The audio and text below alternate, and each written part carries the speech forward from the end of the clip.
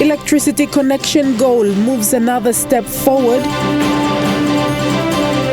OTML explains dredging of sedimentation by Hong Kong-based company. And Punters disappointed. No Melbourne Cup Bets tomorrow.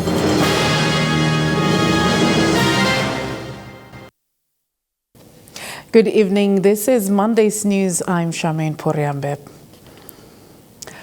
The U.S. government today announced a $57 million or 200 million kina investment towards achieving PNG's goal of connecting 70% of Papua New Guinea's population to electricity by 2030. This is fulfilling its APEC commitment signed in November 2018. The U.S. ambassador to PNG, Erin McKee, made the announcement today in front of State-owned Enterprise Minister Sasindra Mutuvel and Energy Minister William Onglo, plus the Australian and New Zealand High Commissioners. 2 years ago, many of us were right here at APEC House when leaders from Papua New Guinea, Australia, New Zealand, Japan, and the United States came together to support the goal of connecting 70% of Papua New Guinea's population to electricity by 2030. So today I am honored, actually thrilled, to announce a $57 million U.S. investment by the United States of America through the U.S. Agency for International Development, an investment that will be focused entirely on reaching that goal. This effort will be implemented by RTI International, an independent non-profit research institute dedicated to improving the human condition through science-based approaches and solutions. The United States and the Papua New Guinea Electrification Partnership partners will also continue our efforts to improve the institutional and regulatory frameworks that are necessary to unlock critical private investment. And also I'm so thankful that this fund also would address the issue on regulatory framework, and it's right time as our Minister for Energy is here, so we could help in a way that what will be the role and responsibilities of the regulatory framework, so we can encourage more of investments. The Energy Minister William Onglo requests that the project is in line with the National Electrification Roadmap called the National Electrification Rollout Plan, or NEROP. The 1.2 billion is covered program cost by technology, and they include 1. Grid densification, that's about 61 billion US. Grid expansion, 80 billion US. Mini grids, 15 million US. And standalone projects alone, 73 million. If we include new generation projects as identified in NEROP, it will need additional 350 million US to really achieve our plans. The minister said the government's target of 70% electricity access to average households by 2030 is ambitious but achievable and will require 40% of total funding for on-grid and 30% for off-grid, and the total funding requirement is about 1.2 billion kina. Calls have been made to reinstate the suspended Juha Special Purpose Authority Chairman Peter Andama.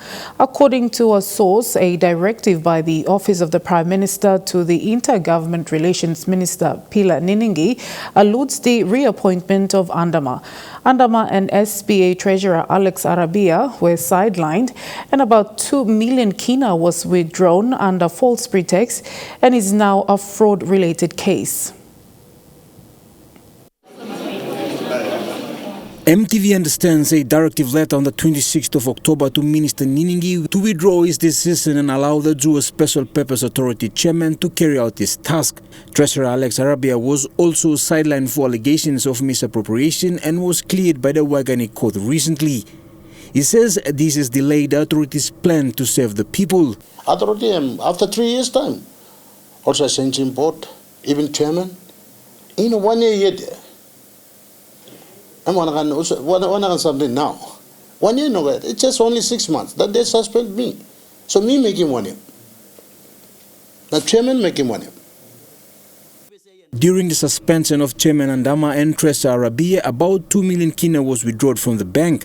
The suspect Ben Erwa was arrested and charged and is now a police matter with investigations continuing. Treasurer Arabia was also dismissed but is now cleared on all charges by police and the court.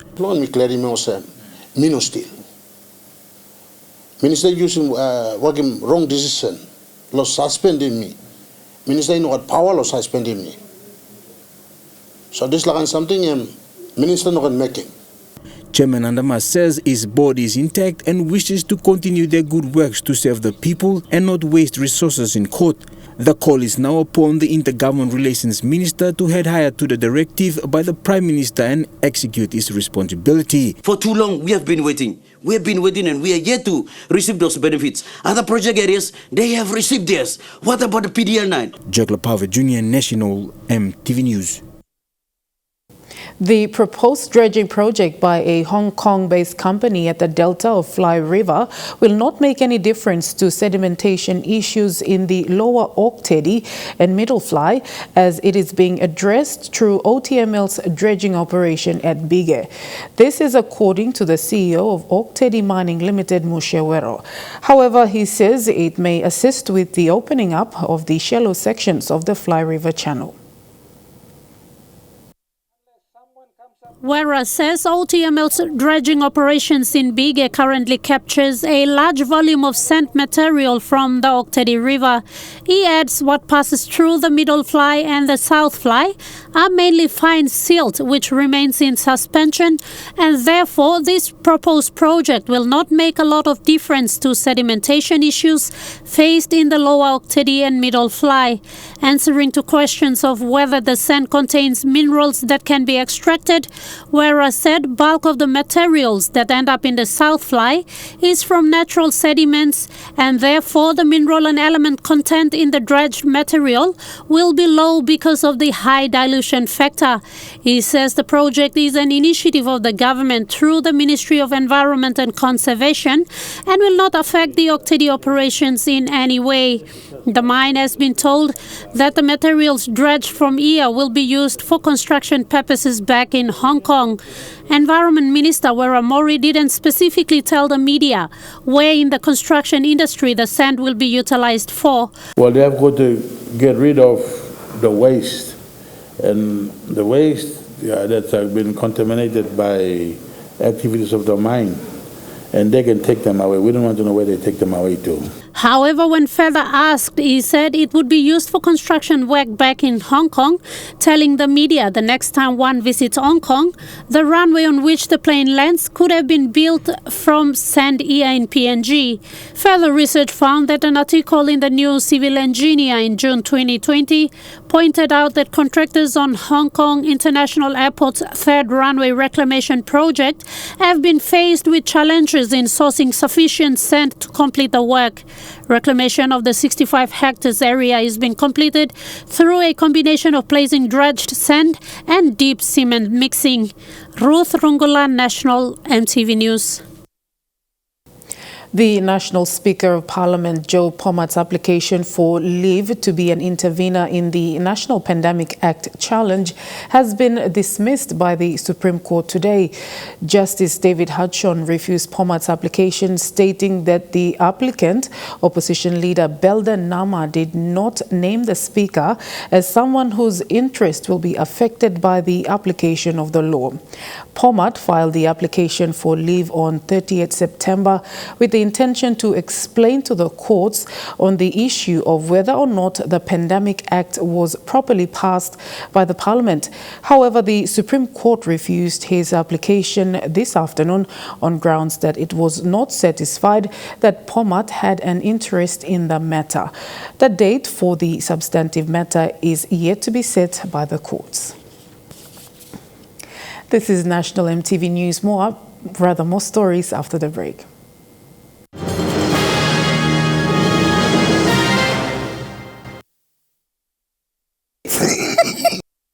Welcome back to the news. Coconut Industry Corporation, also known as KIK, is looking at improving the quality of copra in the country.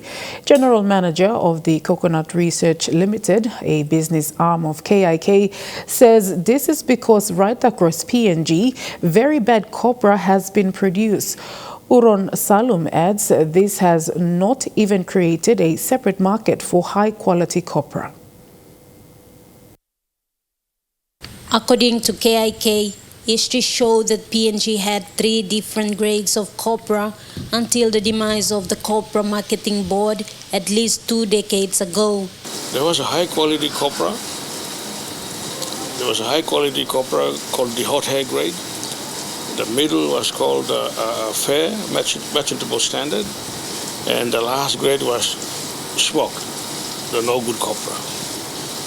There's a price difference of about between 20 to 30 kina per ton. So farmers went for the highest grade.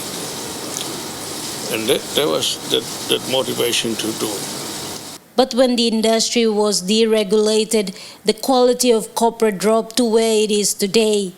Thus, KIK hosted 2 weeks of intense white copra training in Madang for coconut extension officers, including farmers. We needed to bring in trainers, people who would actually train. We needed to bring in leaders of farmers, influential people in the community we knew who could or have the ability to be able to influence others as well. So we just selected those. We also asked the larger plantations to join us. We asked a few NGOs like City Mission to join us. And we ran a training of people that we thought could pass on this message and also help others. So agriculture officers came from Madang, from New Ireland, New Britain, Manus and Melbourne Bay provinces. The training is an incentive by KIK for copra producers in the country to add value and earn more than what they are getting from the current method they are using. White copra production is produced whilst maintaining the white flesh of the coconut. The training is important simply because most of the people in PNG still produce copra. The training also looks at helping farmers understand the importance of replanting as well as what type of coconut to plant by farmers, whilst also teaching farmers other crops they can also grow under the coconut trees. Martha Lewis, National EMTV News, Madang. Over 400 teachers are in Port Moresby to mark the Grade 12 National Examination papers. According to the Education Department, the examination scripts will be marked in various locations in Port Moresby according to the subjects in the next 2 weeks. The department in a statement has encouraged the markers to be fair in their marking. The department has also warned that cheating does not only take place in the exam rooms, but also in marking venues. And as such, any teachers or marker caught altering marks or doing biased marking will be removed from the marking venues and disciplinary actions will be taken. The teachers will mark the following subjects that were examined: language and literature, applied English, advanced and general mathematics, biology, chemistry, physics, applied science, economics, business studies, accounting, geography, geology, history, legal studies, and ICT. Education Secretary Dr. Uke Kombra has also urged all markers to conduct marking fairly and with honesty. Last week, over 30,000 grade 12 students from 190 secondary and 6 national high schools completed their yearly grade 12 exams. And the teachers are expected to mark over 200,000 examination scripts in the next 2 weeks. Meanwhile, 130,000 students from 3,400 primary schools are sitting for their national grade 8 exams this week. Yana Zoriri, National EMTV News. PNG remains a high-risk country for polio, a dangerous disease that has no cure and can cause paralysis to children under 15 years of age. That's from the World Health Organization's global data. Whilst children get immunized with polio vaccines, most are at risk due to lack of accessibility to health services. The immunization program carried out in the country is funded by donor partners, including WHO and UNICEF, and is headed by the Health Department.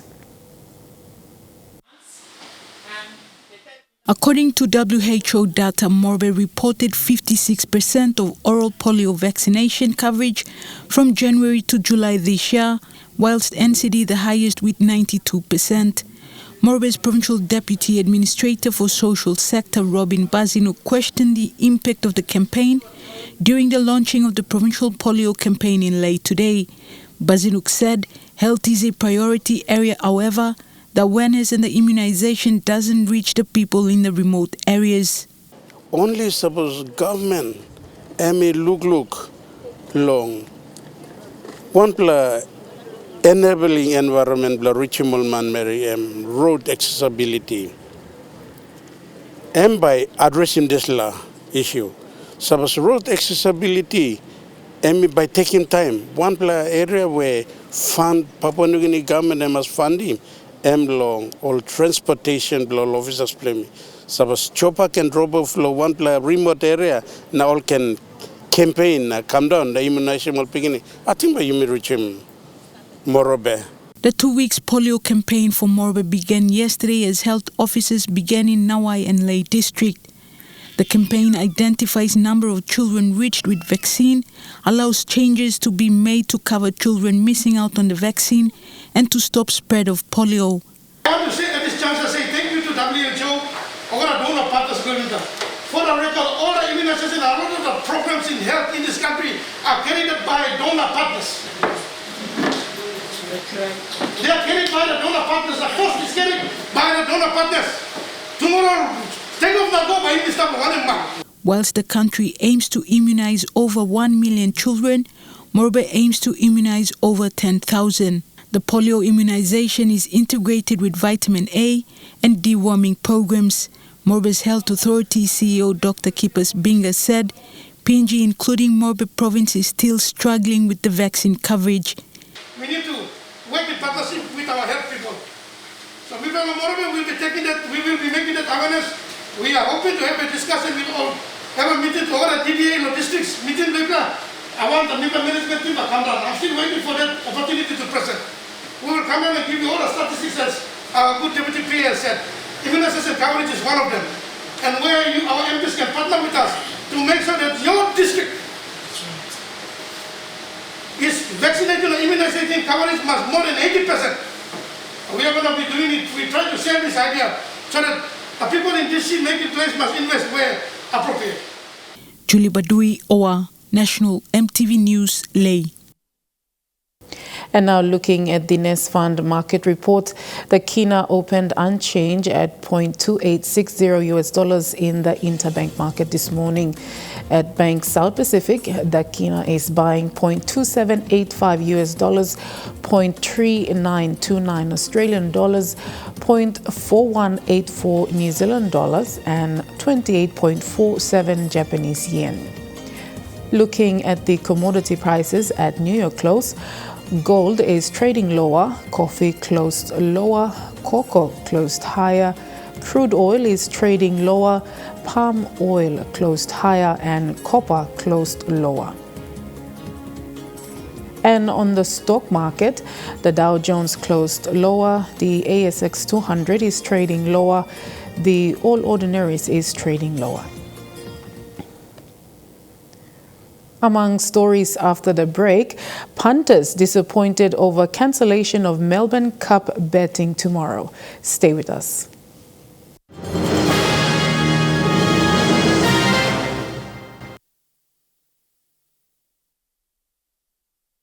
Welcome back to the news. Dubbed the race that stops a nation, the race is officially over for most punters in Papua New Guinea. For those that received word late on Saturday, were lucky to place their bets for the Melbourne Cup. But for those that weren't aware of the government's directives to close betting shops on Tuesday, it was frustration. The circular from the National Gaming Control Board was a shock to some punters who were looking to place bets today in the Melbourne Cup race, which is scheduled for tomorrow. The circular dated 30th, which was Friday last week, giving the directive by the pandemic controller to uphold the non-trading days of Monday and Tuesday for betting shops in certain centres of the country, closing off any chance of placing bets today and tomorrow. Most punters were looking forward to today to place their bets, but were met with the bad news. Notice all NGCB all supposed to put this notice long time, so me like an hour. This is something where government in opening na National Gaming Board want the national government in opening this something me plug and bet na all can pass him can. Me no got one big money me say playing but through the display must miss again and miss leave. The Cup, which is run in Melbourne on every first Tuesday of November, had the final starting list confirmed on Saturday for punters to see which horses to place bets on, and it is said that betting shops were open till late in the night to accept bets by punters. But for those who didn't take wind of the circular by NGCB, were waiting for today, and after researching and gaining the confidence to place their bets, they were met with this untimely fate. So now we're trying to bet for the Melbourne Cup, and we're here. Yeah, you see, I got my money here to bet the Melbourne Cup. All man complain, I mean, one can tukina no survive no stop. So government working this decision and me bara me through bell blogger alili panta since nationwide. For these medium to small and big time punters, the race that stops a nation has already stopped for them. Fidelis Sukina, National EMTV News. And the lure of big money in the Melbourne Cup is always a pulling factor for punters. Well, this time around, former big-time winner Alfred Pecker will not be able to put money on his bet. The punter from Moorabbin Patrol Post is left stranded and frustrated after learning he cannot place a bet, the punter flying in from Lae to place a bet in Port Moresby. Winning big and betting big is something that some punters always live by, and especially when it comes to race day for the Melbourne Cup. For Alfred Pecker from Moorabbin Patrol Post, he is a big-time punter, but he is not happy with not being able to bet for his favorite horse. I put 20,000 horse Lumi and horse one, the Melbourne Cup. So now me looking more, I'm putting some money also on them. Pecker had to take a flight from Lae to Port Moresby in an effort to win big. Me losing province na me come here.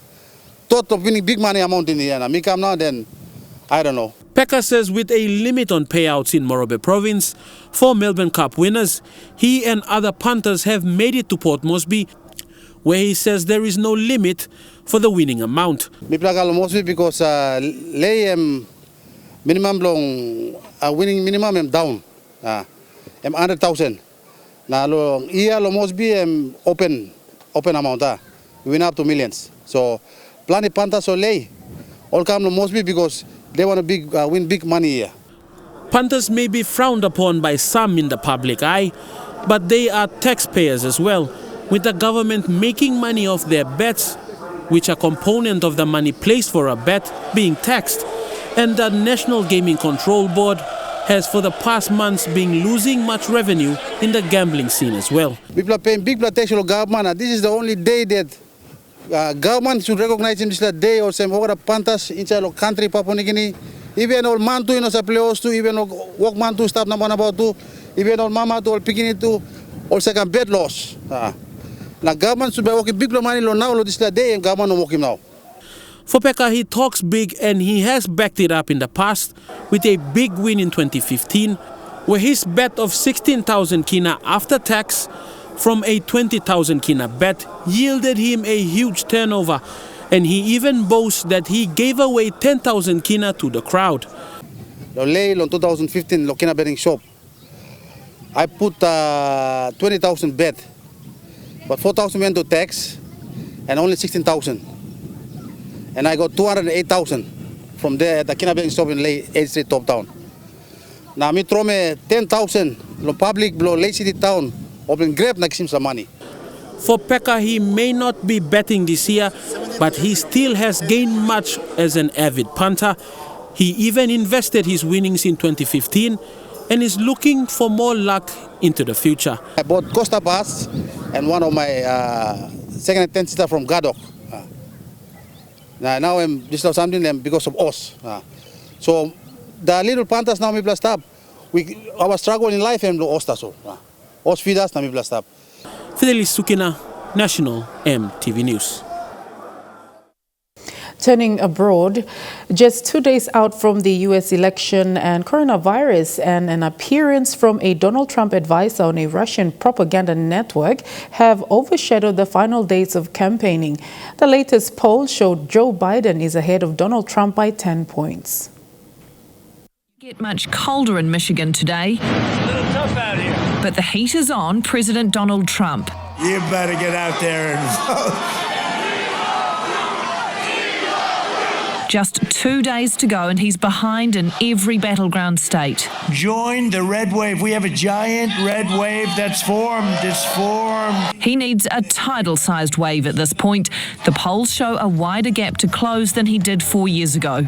Proud citizens like you help build this country, and together we are taking back our country. We are returning power to you, the American people. Yet every day, coronavirus is claiming more airtime, more attention, and more lives. Just 2 days out from an election, and Dr. Anthony Fauci, the nation's most trusted virus guru, is warning America could not be more poorly positioned for a rapid COVID surge. This is a man who's refused to take sides so far.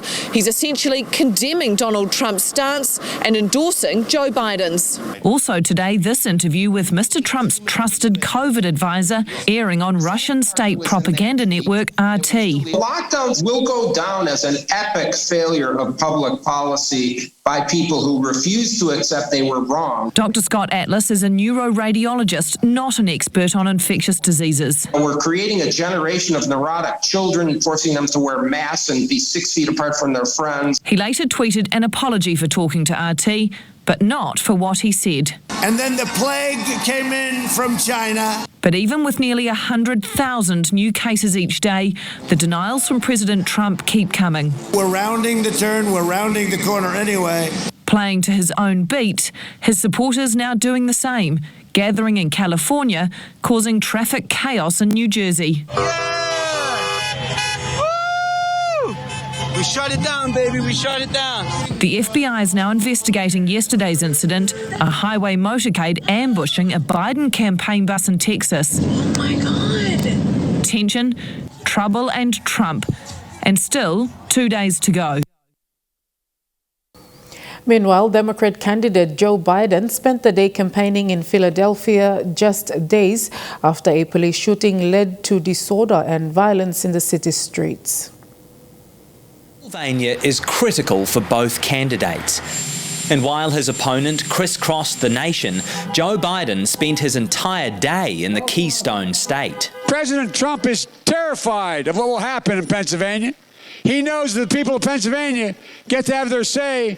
If you have your say, he doesn't stand a chance. Already this week, its largest city, Philadelphia, has seen unrest and violence. This is the most important election of our lifetimes. We're at an inflection point. So we have to vote like we never did before. But polls in the state show a tightening race. You know, this battle isn't Democrat versus Republican. This is the dark against the light. It's the good versus evil. One of those working on the Biden campaign is the former US ambassador to New Zealand. He's not going to be a zinger president. He's not going to be at Twitter at 3 o'clock in the mornings trying to send out zingers. He's going to do the things that the American people need to make the United States a better country. In Pennsylvania, Biden leads Trump among women and independent voters, but he wants to win back blue-collar voters with an everyman image he's cultivated over more than 40 years in Congress and the White House. For much of his career in politics, Joe Biden has commuted to Washington, D.C. on the Amtrak train. He's become such a familiar sight on these trains, he's been nicknamed Amtrak Joe. Compare that with his opponent, whose preferred method of travel is via private jet, emblazoned with his own name. The blue-collar, man-of-the-people image is something that Biden hopes will help propel him to victory in the working-class parts of the battleground states that may end up deciding this election. True Guys Sports is next. Fidelis Sukina is at the sports desk. Thank you, Charmaine. Mosby South, leading in sports infrastructure development. We'll have the story after the break.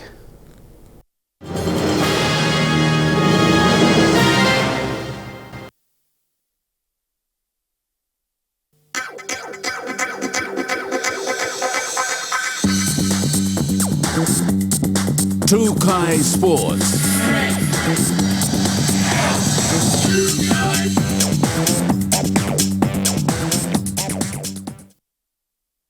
Good night and welcome to True Guys Sports. The Mosby South Stadium, located in Kaugere in the Mosby South electorate, was opened yesterday by the Prime Minister, James Marape. Prime Minister Marape was with an entourage who witnessed the grand opening of the 5 million kina facility. Of Mosby South has a new stadium and was filled to capacity yesterday. The facility is located in Kaugere, a new stadium for the people in the area. The stadium has 2 grandstands on each side of the field, named after the member for Mosby South and the other named after the governor of NCD. It also has a clubhouse and a gym. The facility was built at a cost of 5 million kina. This stadium and facility here cost 5 million kina. Thanks to your governor and NCDC. Give your governor a big round of applause. The Prime Minister, James Marape, was present at the venue and was the center of the event, which saw the Prime Minister doing the official kickoff to officially open the venue. 3, 2, 1,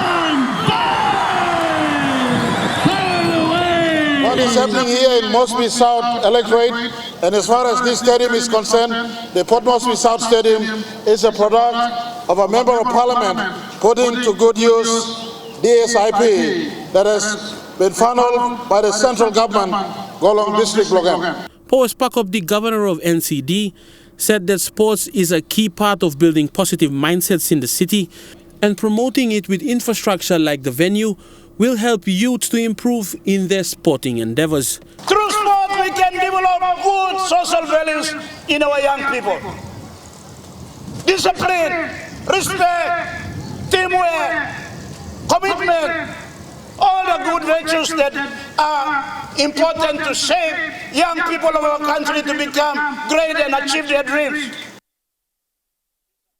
And True Guys Sports continues with sports headlines abroad. Stay with us after the break. True Guys Sports. And welcome back to True Guys Sports. New Zealand is on the verge of having another star fighter in the UFC. Hailing from Auckland City Kickboxing, Carlos Olberg is in Las Vegas to fight for a lucrative UFC contract, with middleweight champion Israel Adesanya calling the shots as his cornerman. Teammates say UFC ratings are about to skyrocket, especially among female audiences. Carlos Olberg can definitely do the damage and looks so good doing it, his nickname is Oos Juice. Well, what is Oos Juice? I grew up having to defend myself because I was too pretty, or you know what I mean, and in the boys' homes and stuff like that. So I grew up in Otara. A beacon of hope for other kids growing up in foster homes. The 29-year-old King in the Ring champion is now one of the most promising fighters in the country. I cried myself to sleep almost every night as a child, but like I said, it created something in me and it made me stronger. As one of Israel Adesonya's main sparring partners, he's been behind some of City Kickboxing's biggest wins. His teammates now repaying the favour, with Brad Riddell and Adesonya making the trip to Vegas with him this week as coaches. And he's the one that's always going to lift me up and be like, man, that's worked well. Woo! You know, he reacts to everything and just brings my spirits up. The Contender Series awards UFC contracts to fighters who impress boss Dana White. Olberg is the main event on Thursday against Brazilian Bruno Oliveira. I'll go in there and I'll do my thing and I'll hope to do everybody proud. It'll mean a great deal, man. It'll mean I won't be able to work too much, holding pads. Sorry to all my clients. His days as a personal trainer may soon be over as the next Kiwi UFC star gets ready to rise. And Lewis Hamilton moved to the brink of a 7th world title victory in the Formula One, having recently broken Michael Schumacher's record of 91 race wins. Hamilton has his sights set on another major milestone. This was Formula One's return to Italy's famed Imola circuit, a fitting place for Lewis Hamilton, who at every corner this season makes a little more history. As he races towards another world title, the teams surrounding him are setting records of their own. Lights out and away we go! Mercedes entirely dominant, although it was their other driver, Valtteri Bottas, who started out front. But the strength of the team is in the strategy as well as the speed. And when others made their stops, Hamilton just kept going, leaving all the other drivers and the drama behind. Max Verstappen crashing out started a chaotic few moments. Britain's George Russell inexplicably losing control behind the safety car, and even in the pits the problems persisted. But for Hamilton, no such issues, leading home a Mercedes 1-2 and yet more history. 7 consecutive Constructors' Championships for Mercedes. What an incredible achievement. Just so proud of the guys here. I'm proud of the guys back at the factory. It's such a privilege to be a part of this team and work with these guys, and has enabled me to live to my full potential. Another win for Hamilton, another title for Mercedes, Formula One's unstoppable force. And that story ends Trukai Sports. The weather forecast for the next 24 hours when we come back. Trukai Sports.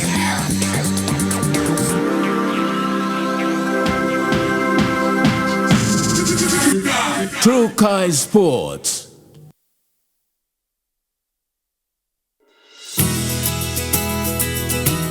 This weather update is proudly brought to you by MoniPlus, with you always.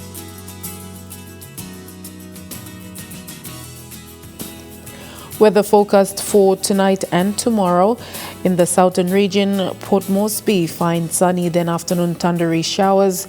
Daru, Popondetta and Alotau, mostly fine. And Kerama, mostly fine, then afternoon thundery showers. In the Momasa region, Ley, mostly fine. Vanimo, rain showers easing for mostly cloudy day. Medang, cloudy with rain showers, and Wewak, cloudy with chance of occasional showers. In the New Guinea Islands, Lorengau, Buka and Kavieng, mostly fine. Kokopo and Rabaul, mostly fine, then afternoon showers expected. And Kimbe, mostly fine, then possible afternoon showers. And in the Highlands region, Mount Hagen, mostly fine, then possible afternoon showers. Goroka and Kundiawa, mostly fine, then afternoon showers. And Mendi and Wabek, mostly cloudy, then afternoon showers.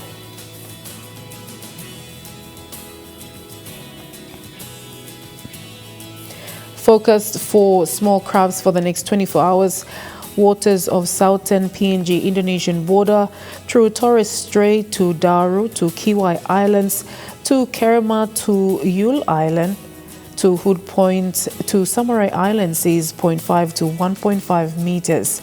Waters of eastern and western Milne Bay Islands with waters of Samurai Island to East Cape to Cape Vogel through Huon Gulf to Finschhafen, with waters of Finschhafen through Vitiers Dampier Straits to CSC Long Islands, with waters of Long Island to Karkar Island to Wewak to Aitape to the northern PNG Indonesian border, and with waters of New Island to Bougainville seas 0.5 to 1.3 meters. Waters of Manus and its western group of islands, and with waters of East and West New Britain, seas 0.5 to 1 meter.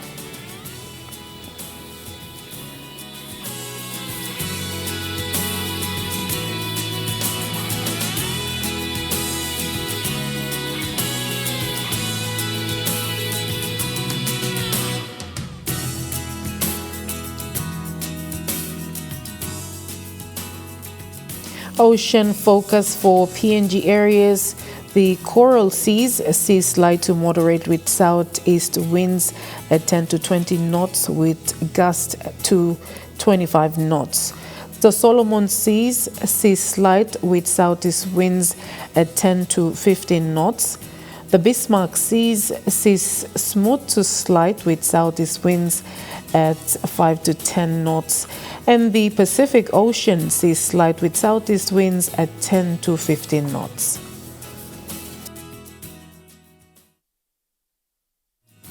The weather update was proudly brought to you by MoneyPlus, with you always. That's the way it is this Monday, the 2nd of November 2020. From all of us here at MTV, pleasant viewing. Good night.